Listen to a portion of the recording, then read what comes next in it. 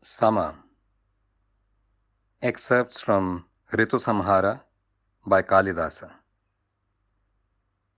The furious sun is ablaze. One longs for the moon. The pools of limpid waters invite a dip evermore. The twilight hours are charming when the day dies down. And Cupid, churner of the mind, is weary. This, my love, is the advent of full summer.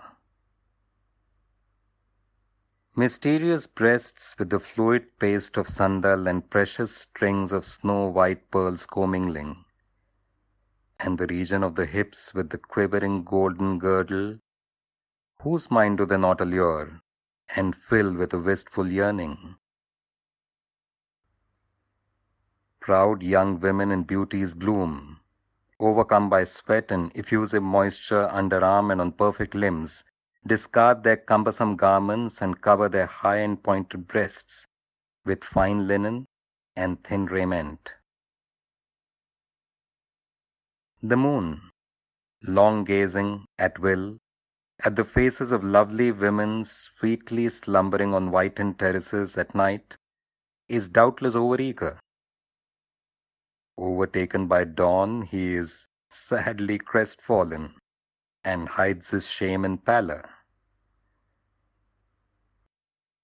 Oppressed incessantly by the sun's rays and scorched by the heated dust on the way, the cobra, with its hood depressed and spiral gait and uncurled length, pants ever and anon and rests on the ground in the peacock's shade. Its quenchless thirst has put an end to the brave deeds of the lion, lord of beasts.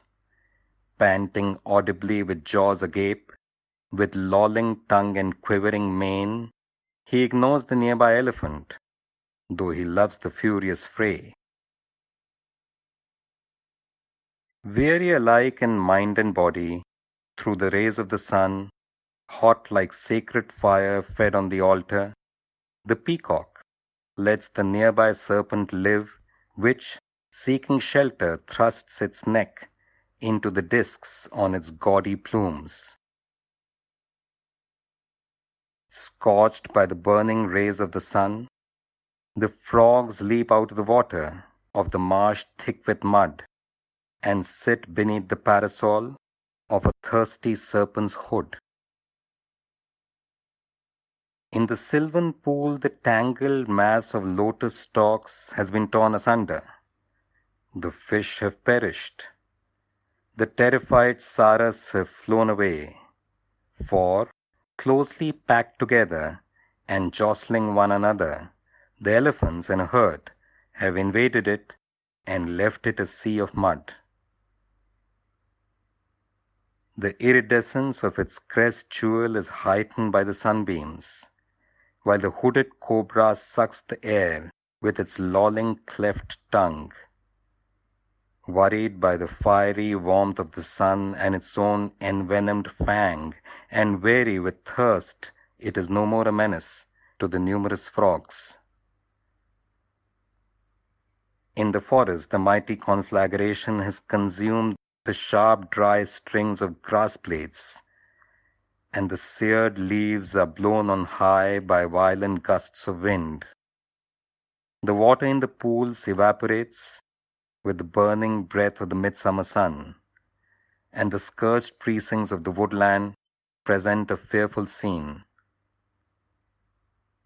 The elephants, bisons, and lions, with their bodies singed by the flames, cease the mutual feud and fray as if they were former friends. They flee from the burning thickets, distraught by the raging fire, and run to a low-lying riverbed, shelled by the silver sands. May you pass your summers where lotus and lily lift their heads in the pools, and the flowering patala scents the air, and plunge at will in lucid waters, and enjoy the argent moonbeams shooting luster into the pearls, and at night, on open balcony, when the air vibrates with song from a voice that is rich and tender, May you nestle midst charming women in sweet, inflowing sleep.